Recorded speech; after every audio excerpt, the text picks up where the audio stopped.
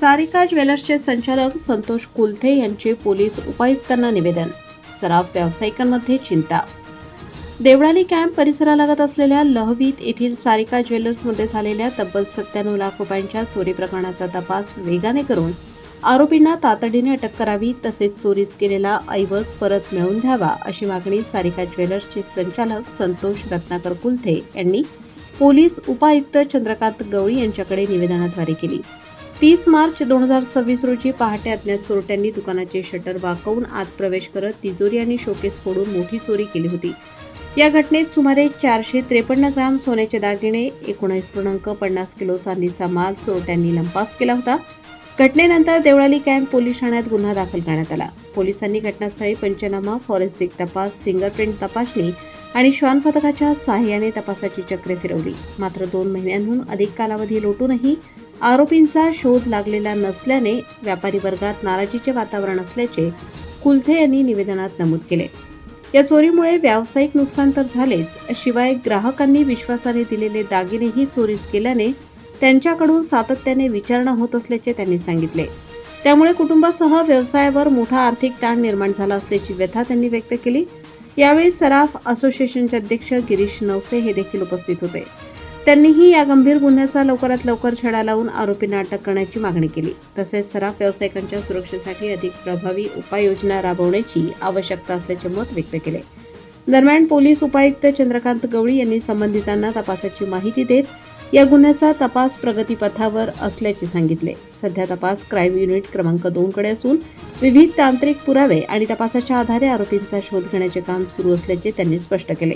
तसेच लवकरच या प्रकरणात महत्त्वपूर्ण प्रगती होईल असा विश्वास त्यांनी व्यक्त केला. गेल्या 2 महिन्यापूर्वी लहवीत येथे संतोष कुलथे यांच्या सारिका ज्वेलर्स या दुकानावर दरोडा पडला होता, ज्यामध्ये त्यांचे अर्धा किलो सोन्याचा मुद्देमाल, त्याचबरोबर 20 किलो चांदीचा मुद्देमाल हा दरोडेखोरांनी लुटून नेला होता. त्याचा तपास अजूनपर्यंत पूर्ण झालेला नाही. त्या अनुषंगाने आज पोलीस आयुक्तालयात आलो होतो. त्यांना निवेदन दिलेलं आहे. त्यांच्याकडनं अशी खात्री भेटलेली आहे की सदर गुन्ह्याचा तपास योग्य रीतीने चालू आहे. लवकरात लवकर गुन्हेगारांना पकडण्यात येईल आणि तसाच याचा तपास जो आहे क्राईम 2 कडे आहे आणि तो योग्य पद्धतीने सुरू आहे. सध्या वाढलेले सोन्याचे भाव आणि चांदीचे भाव, त्यामुळे सुरक्षेचा प्रश्न उद्भवू शकतो. तरी पण प्रत्येक जणांनी आपापल्या पद्धतीने दुकानात CCTVचे सिक्युरिटी गार्ड याचं पालन केलं पाहिजे आणि त्याचबरोबर स्थानिक पोलीस स्टेशनला भेटून आपल्याला काय सुरक्षा हवी आहे त्याचं निवेदन दिले पाहिजे. सराफ व्यवसायाच्या सुरक्षतेबाबत सध्या कुठल्या प्रमुख समस्या आहे, काय सांगाल?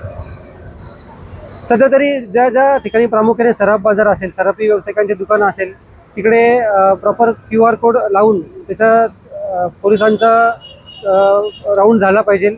तिकडे त्या असोसिएशनची मीटिंग झाली पाहिजे. त्या असोसिएशनच्या माध्यमातून काय आपल्याकडे तपास आपण काय उणिवा आहे आपल्याकडे, त्या आपण सदर पोलीस स्टेशनला देऊ शकतो. पोलिसांनी या तपासासाठी काही विशेष पथकाची नियुक्ती केली पाहिजे का, काय वाटते आपल्याला? ऑलरेडी त्यांनी सांगितलं आहे की पोलीस पथक तपास करत आहे. युनिट 2 याचं काम बघत आहे आणि त्यांनी बऱ्यापैकी याचा तपास केलेला आहे. काही गोष्टी ज्या आहेत त्या त्यांच्याकडे गेल्यावर समजेल आम्हाला. युनिट 2 कडे संतोष रत्नाकर कुलथे, सारिका ज्वेलर्स, माळवाडी लहवीत येथील असून माझ्या दुकानात 30 तारखेला पहाटे चोरी झालेली आहे. अज्ञात चोरांनी जवळजवळ 453 ग्रॅम सोने व 19.5 किलो चांदी चोरून नेलेली आहे. तरीसुद्धा आता 2 महिने झाले. 2 महिन्यापासून अजून कुठल्याही प्रकारचं तपास लागलेला नाही आहे चोरांचा.